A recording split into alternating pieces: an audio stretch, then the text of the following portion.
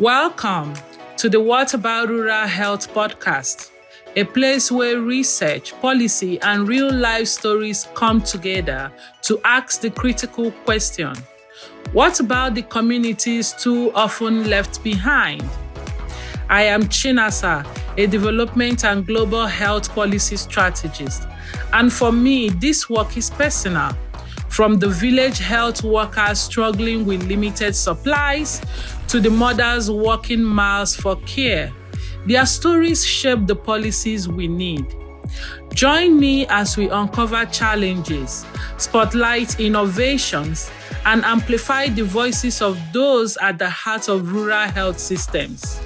Because every community matters, and it is time the world listens.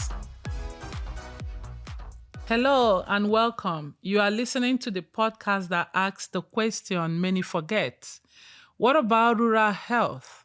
I am your host, Chinasa Imo, and together we are uncovering the stories, challenges, and innovations shaping healthcare in overlooked communities. We are still on the introductory series breaking down rural health issues, advocacies, policies, and systems reforms. There's a common saying that in the US, your zip code is the strongest predictor of your health outcome, even before your genetic makeup. And when we factor in the realities of rural communities, that picture becomes even more telling. It shows just how far removed healthcare can be for people living in the margin. The US remained the only industrialized nation among top developing economies where healthcare is both expensive and largely privatized, leaving many cities in a precarious health state. And while healthcare debates remain a contested issue within the sociopolitical space, from presidents to congressional leaders, government agencies, service providers, and citizens themselves, statistics continue to show us that rural communities face far deeper disparities than their urban counterparts. These disparities are driven by a combination of geographical isolation, provider shortage, hospital closures, and broader socioeconomic disadvantages. And yet, healthcare access should not be more about proximity or affordability. It should be about designing policies and delivering services that can adequately meet people where they are. In today's episodes, we called Safety Net and Silent Struggles: How Policy Shape Rural Healthcare Access. Dr. Emily Parker and I will be discussing how public policy, privatization, and place-based disparities intersect to shape the rural healthcare landscape, and what it means for the people who rely on safety net systems like community health centers to survive and thrive. But first, I will introduce our guest to you. But before that, please let's take a short break. When we come back, you would get to know Dr. Emily Parker. Welcome back. You are still listening to What About Rural Health with Chinasa Imo. So we have on the studio joining us today Dr. Emily Parker, and for the purpose of this podcast, Emily, is it okay that I just said it. Is it okay that I just use your face name? Of course, feel free. All right. Thank you so much. So, listeners, I first met Dr. Parker, Emily, when she visited University of Chicago, where she gave a child's lecture on the geography of the healthcare safety net and racial ethnic disparities in mortality. Her talk really caught my attention, and it was the first time that I heard someone approach U.S. health safety net policies with such a strong demographic lens. I'm not saying that nobody is working in that area, but that was my first time. I've seen people work on, directly on Medicaid and healthcare accessibility, and I've seen people do that work in looking at urban spaces, but her work was looking specifically in relation to rural and historically disadvantaged population. I don't know what is happening to my speech. And then it made me think differently about places, about policies, and about identity, and how all of these converge to shape healthcare outcome in the US health system. And I must say, full disclosure, I am someone who is studying global health policy from a global south perspective. So you can imagine how fascinating that would be for me. So when I heard that, I'm like, I'm definitely going to bring her to my podcast series. So, welcome. Dr. Thank Emily you.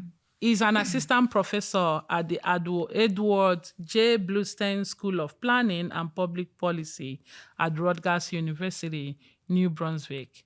She has her PhD from Cornell University and completed her postdoctoral training at the University of Michigan. Her research sits at the intersection of how family structures, gender, race, ethnicity, poverty, community context, and public policy design shape health outcomes. Her work primarily focuses on the healthcare safety net, particularly community health center program and Medicaid, and she examines these things through place-based policies and how they affect access to concentrated under serve communities. So, Dr. Parker, I am turning over to you. I know that your work have been featured in different places, and part of your argument that I have seen in your work that I read is that place-based policies hold potentials, but we have to be careful in how these things are designed, especially if we are not putting into context the local governance capacity, the complexity of the demography itself, and the risks of relying on privatized market-based delivery system alone. And you say that, without this, we might be risking reinforcing the existing inequality that, this effort is trying to solve. What motivated you to approach your work from this perspective? Well, thank you for having me, first of all. And I appreciate your close read and attention to my work and interest in it. So there's many kind of strands of my biography and my, professional experience that brought me to this line of research. I'm from a rural state myself, Vermont, and I'm from a town with that's relatively big in Vermont standards of 8,000 people. But I know a lot of my state in just growing up very remote farm areas that had really poor access to all sorts of amenities, healthcare, and otherwise. And many people, that's what draws them to live or stay in rural areas. They like the remoteness and the quiet, so it's not like they're somehow stuck there and don't want to move somewhere else, although some certainly are. But I think I saw from a young age the many difficulties that are faced by people who are low income in rural areas. And so I think a lot of the access barriers are just much more embellished for disadvantaged communities living in rural areas of our country, in all sorts of ways that people with more economic resources can overcome. So things like having vehicle or transportation to get places, things like housing quality and safety of your housing, things like nowadays internet access and how connected you are, what kinds of jobs that you can get in these areas. And so I see these things as very interwoven. And my main focus, as you discussed, is on healthcare access, but a broader line of work looks at other ways that federal policies that target geographically constrained areas that are disadvantaged have kind of histories of concentrated disadvantage or persistent disadvantage, as you often see in rural areas. So these things while they may be different kind of literatures in academic and scholarly communities, they intersect in people's lives in very important ways. So to me, I see them as quite unified. Um, as you said, the Community Health Center program, this is the primary policy that I study. It's also what I presented on at the University of Chicago when we met. Yeah. This is an example of a place-based policy because it uses geographic criteria for the government to target healthcare. So there are 4 different metrics that are used to calculate the kind of what they call the index of medical underservice. Mm-hmm. And then areas become designated so they can qualify for help from the government. And this is extremely important for multiple reasons. Both, of course, building a clinic in rural areas Mm-hmm. requires a lot of financial support, but That's true. also the other half is recruiting physicians to work in areas that are rural. And that's a major benefit of the community health center program's designation. When a clinic becomes a federally qualified health center, that's what they're known in the kind of health policy world.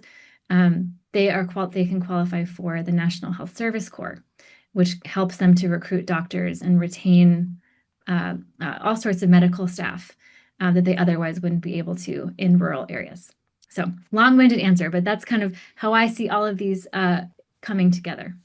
Thank you so much. I wanted to ask a follow-up question. When you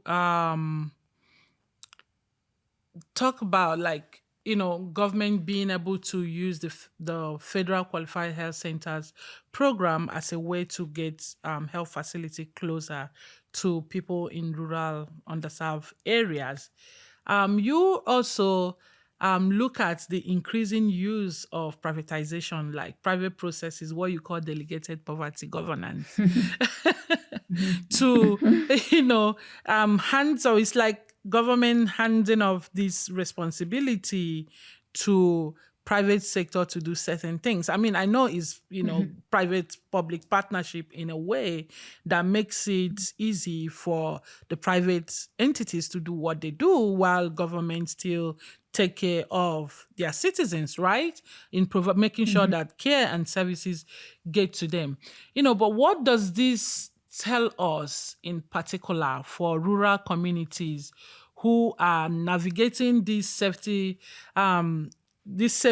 safety nets today? How does this model, privatized care, affect the way equitable healthcare access is delivered to these underserved communities? Mm, great question. To start off with, let me go back in history because this is a really important part of why we have this program to begin with. So from the earliest iterations in the 1960s, there were a variety of different models that emerged from Can I the interject? oh While yeah. you go there, I feel like for the purpose of our listeners, you can, help us define this healthcare safety net means, like the concept, and then draw in the historical angle from it, because not everybody might know, in exact what it means when we say healthcare safety net. Well, that's a whole I know, I know. fascinating history itself because this is a relatively new term, new in like the last 30, 40 years, I'd guess, that we use the term safety net. But basically, safety net means kind of hospitals, clinics, or other entities that provide care that's usually focused on disadvantaged communities and has some kind of subsidized or sliding scale Mhm. services so that it's more inclusive. So they could be hospitals that provide more uncompensated care. So it's places that have, in theory, less of a profit motive. Okay. Does that make sense? Yes, it does. So, but it's a little bit of an amorphous concept that other people could tell you more how it came to be. It really emerged, in my understanding, around the 80s or so, that this became like, oh, we have a safety net. And it compares with other types of safety net policies in, social, the broader social safety net, as it's sometimes called. Um, Is that clear? Yes. Okay. Yeah, that's helpful. Yeah. So going back to like earlier in history, so the community health center program is the kind of delivery, one of the most important delivery of side of services for the healthcare safety net, along with, as I mentioned, public hospitals and some other entities like local health departments, that sort of thing.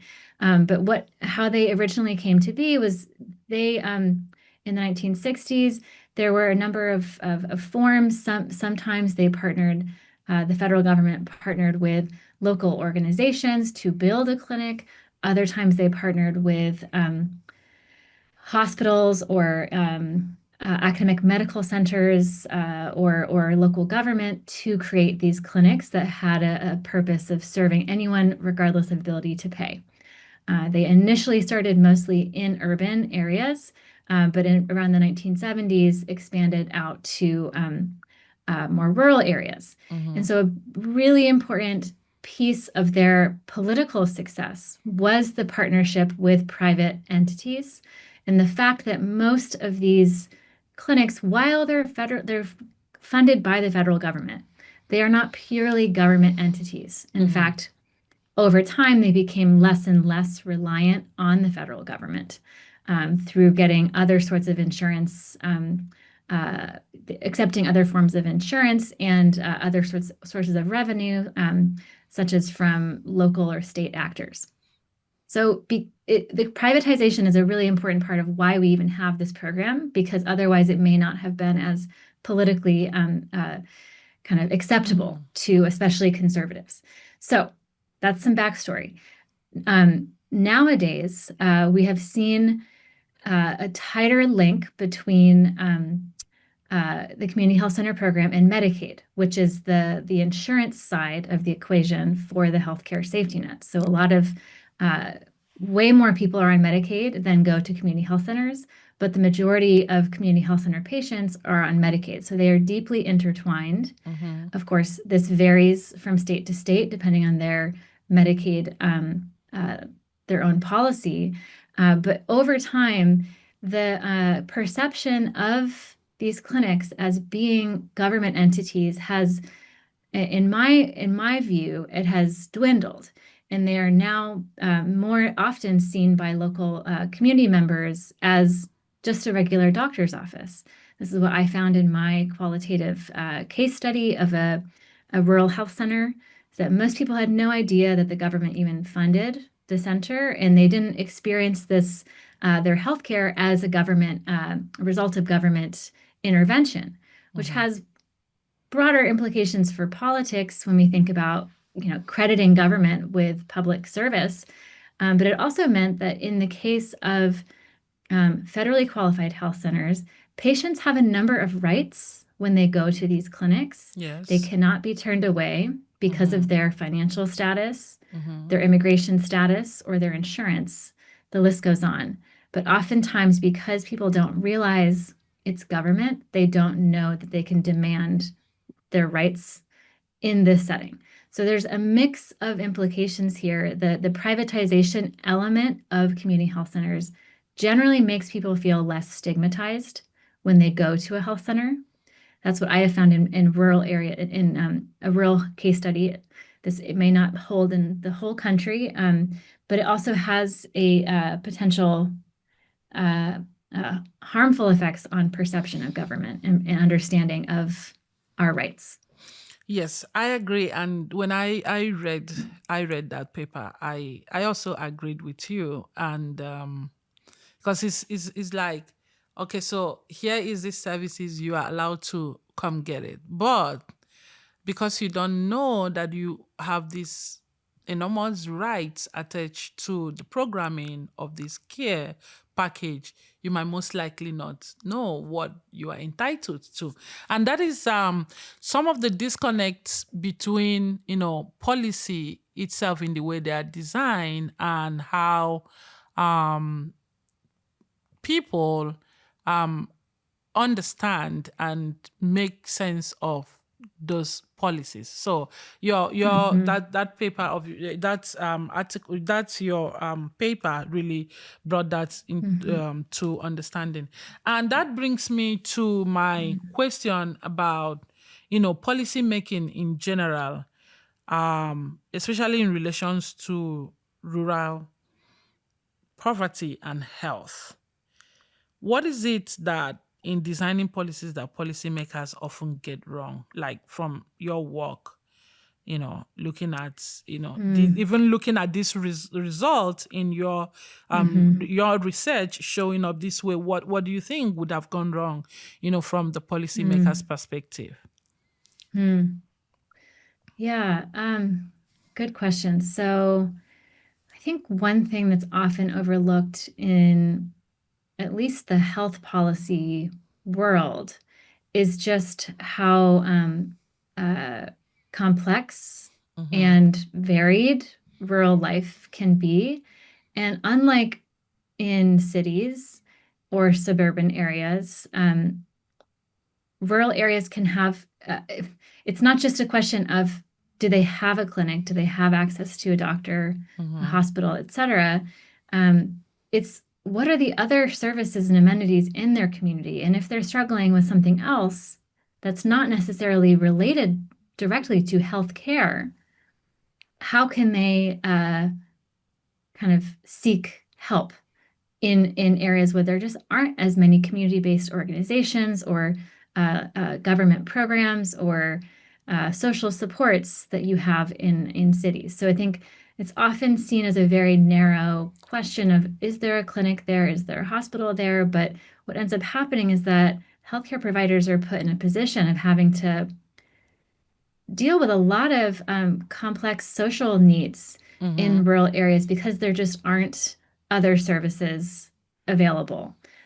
So, providing in my interviews, I'd hear doctors say that they would sometimes provide diapers to parents because there wasn't a charity nearby that could help new parents afford diapers, or this sort of thing that they have to become more involved in the non-directly healthcare needs of rural patients because there just isn't other support. The same thing goes for mental health services. That having to be competent in recognizing uh, uh, mental health issues and trying to connect people with services is just so much more difficult in more remote areas that there's just a total scarcity of mental health providers or psychologists or social workers.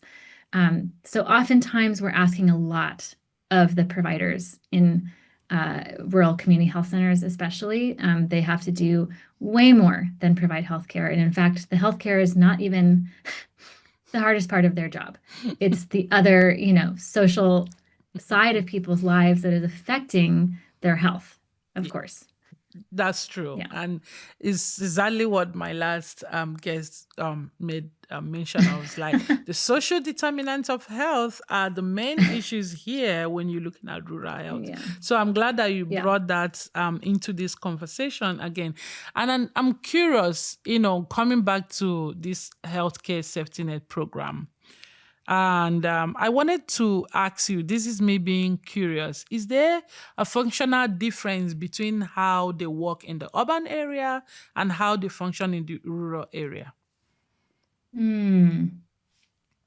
You mean in terms of services they offer? Yeah, even in terms of how the programs were designed, for Mm. instance, are there like priority community centers in the urban areas where, say, there's Mm-hmm. a population overflow, and then Mm. distribution can be uneven to start. Mm-hmm. I'm just curious to see if there's like a difference in policy setting or even in program delivery structure between what is Mm-hmm. obtainable within rural environments and urban spaces. Yeah. So a doctor once told me who worked he had a history of working at multiple health centers, and he said, once you've seen one health center, you've seen one health center. And ever since he said that, I've always been so hesitant to generalize because Of course, there's so much variation uh, in places themselves, in the local context, but also in the way that the health center operates. And they one of the best features of the community health center program is that it really allows the grantees to tailor their services and what they want to focus on to their community and say this is a big issue in our community. We're going to focus on resolving, say diabetes or whatever it might be. They can focus on, Mm-hmm. um, and so I think that's generally afforded to both rural and urban. In urban settings, there's a lot more competition in the healthcare system. Mm-hmm. Just generally speaking, in most cities, there's just a lot more providers, and really the people going to the health center is they're probably the most disadvantaged, the people who are uninsured or on Medicaid and can't find, other providers that accept Medicaid, that sort of thing. Whereas in rural areas, they really draw a wider swath of the community because there just aren't more alternatives. And in some ways, you might expect that the care provided in rural health centers, because they tend to accept significantly more private paying patients, um, they in some ways can be more fiscally sound Mm-hmm. because they're not providing as much care to uninsured patients. But of course, this depends on if the state expanded Medicaid. If it didn't, then the patients are more likely to be uninsured. So I'd say there's a difference in the patient mix in Okay. rural areas that can make them more financially uh, sound. And certainly they draw on a wider swath of the community, but largely from a policy standpoint, they are given the freedom by federal policymakers to tailor their services, and that is across the board. Okay. Thank you. So it's more or less designed in a way that each communities are able to tailor their services to meet, you know, the peculiarities of that community.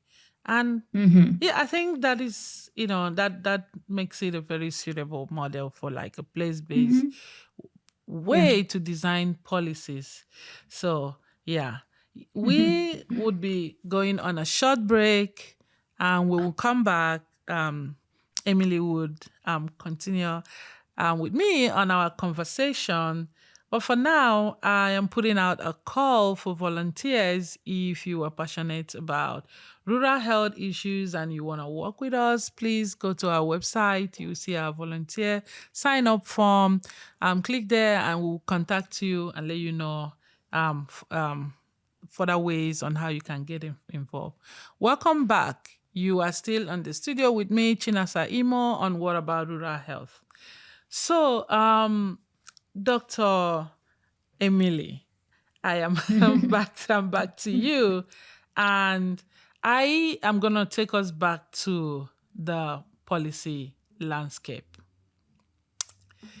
So when I look at the health policy landscapes, there are federal, there are state priorities that are, are there any of these between federal and state policies that are committed to continue sustaining and scaling this community health model, especially within rural settings? I mean, looking at the political environment, the way they changes over time and where we are today and tomorrow, because this program seems to be one that allows everybody, irrespective of where they live, to have access to care. And as someone who receives care through that system, my concerns will be: is there any way that the debates, is there any time that the debate will take away this program from me? And that is the worry that I would have every time that I hear healthcare safety net being discussed, whether at the federal or state, landscape. So, would you have any particular thing to say on where this situates us? Yeah. So um, part of my research has been trying to uh, tackle the politics of the community health center program. It's a very unique part of our broader welfare state in the United States because it has long had bipartisan political support, and it has never sustained the kind of retrenchment that other anti-poverty policies have. So I get, I don't need to go into all the reasons why this has happened. It's obviously there's a lot of reasons. It's never just one. It's never just a simple explanation. But in this current moment, I have not seen any wavering in terms of Republican support for community health centers. So I think at the federal and state and local level, policymakers, politicians really favor this policy because it's something that they know their communities need. And again, because it's privatized and it's not fully government funded, the government funding is just the tip of the iceberg nowadays in terms of grant funding. However, the caveat here is that Medicaid continues to be at least this as of this taping in June 2025, it continues to be on the chopping block. We have to see what happens in Congress this summer. But of course, any sort of change to Medicaid, any sort of cuts that come to the Medicaid program deeply, deeply affects community health centers because most of their revenue comes from Medicaid. So while it's indirectly, it's directly bipartisan, but it's being indirectly affected by partisanship because of Medicaid in this moment. So I would say the program itself is, in my perception at this moment in time, it shows no signs of abating. It's very politically popular. It continues to grow every year. Amazingly during COVID, it received a ton of government support and funding to address COVID. And since then, we continue to see more funding and more clinics opening up around the country or offering more services. And so I don't see the community health center program as being vulnerable. Thank you. I really, really look forward to seeing this program being expanded. And one question that I have been meaning to ask you since we started this program is, in your study, have you found any kind of, is there looking at different demographics across board? Like, is there anything that you think this current program overlooked in the makings of the policy, that as we continue to hope that this program get expanded and get improved in terms of delivery, and even, it comes up in every policy discussion every now and then, and people are looking for ways to improve it. Are there things that you would wish are included in the community, healthcare center program that would expand and improve even the quality of services that people receive through the program? Good question. The first thing that comes to mind is that while community health centers are one of few institutions that's inclusive of immigrants in our healthcare system, a lot of, and this includes undocumented immigrants as well, a lot of immigrants who are either undocumented or don't have citizenship. They're in the green card waiting game, and they're not permanent residents at this point. A lot of people don't know that they can go to community health centers. So there's a lack of awareness. I think that this is a service that is that they are entitled to receive. So I think better outreach into the immigrant community would be really, really helpful, especially in what are called new destinations. So areas where there's been a big influx of immigrants in recent years. In what's called the kind of established gateway destinations for immigrants, there's a pretty robust understanding of which local organizations are immigrant inclusive, and there's better kind of all around services and a kind of network of community organizations that can serve immigrants and that do outreach effectively. But in places where there are fewer immigrants or a new surge of immigrants, that awareness sometimes just isn't there. This is, community health centers will serve you and must serve you. And with that comes the language piece, which That's even true. though they are required to provide linguistic services, they are not always effective.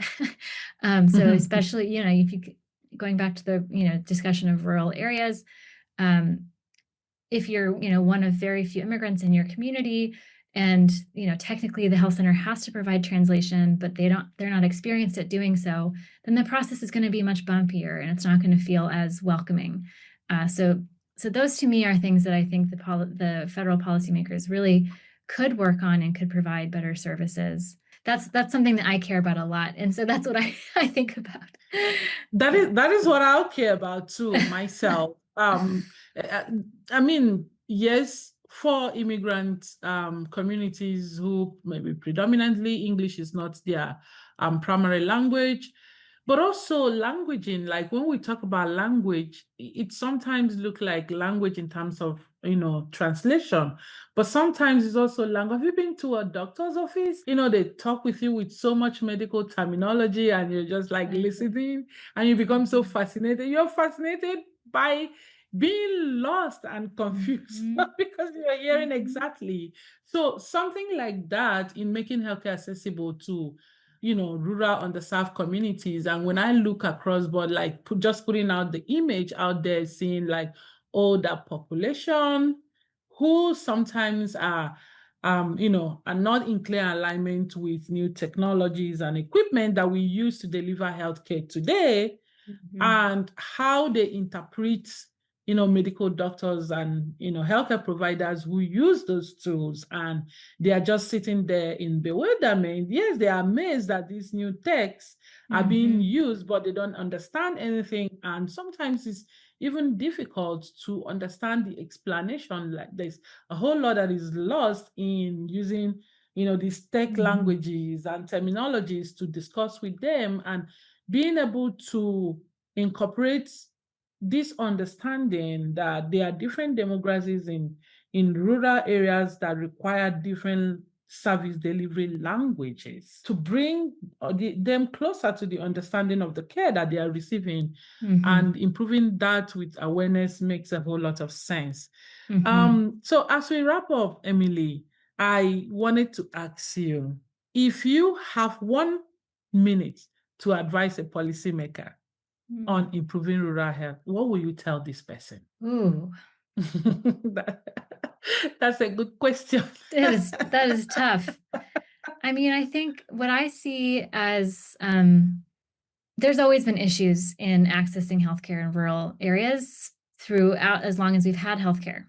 This is not That's right. this is not new, and the problems are often the same as they have been. I do historical research. I see the same things happening in the 60s as they are now. There's shortages.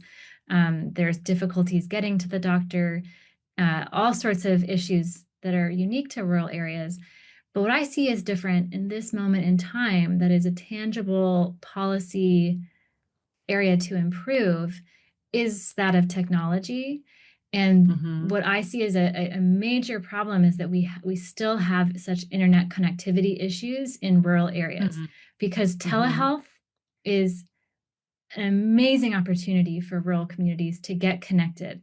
Maybe they That's can't true. make it to the doctor, but they can at least get on a video call and get some sort of care. And that could be psychological care as well. So it's internet and it's access to computers and devices that I think that could go such a long way in using the technology that we have to bridge the gap between healthcare providers and rural residents where they are at. So not even having to leave the home. Because getting, some of the doctors I interviewed, they do home visits for the patients that just can't leave their home. They're homebound or they don't have a car, that sort of thing. That's great when it works, but we shouldn't need to do that now. We have technology to make this more widespread. So That's probably what I would say. If you want to work on something, improve internet. And that has other benefits as well, obviously. Yes. That's true. And funny enough, my next guest, we are going to be talking about the use of digital technology to improve access to healthcare. So I'm Great. so happy to hear you, bring this conversation together by discussing the importance of digital technology, medical Mhm. technology in providing access to care. Thank you so much, One last Emily. thing. One last thing I would Okay, say. One please last go thing. ahead. Don't cut Medicaid. Don't make cuts. I mean, Yes, that's what I would say in let's less not than a cut minute. Medicaid. Just leave Medicaid alone. Yes, It's I agree. I agree with you on that one. we need it. Thank you so Yep. much, Emily. Thank you. We need Medicaid. Thank you Mhm. so much, Emily. Thanks for listening to What About Rural Health. If this episode moved you, taught you, or made you think, please share, subscribe, and engage with our upcoming episodes. And do not forget to leave us a review. And if you want to get more involved, please head to our website, follow us on all our social media platforms. It's the same handle, What About Rural Health?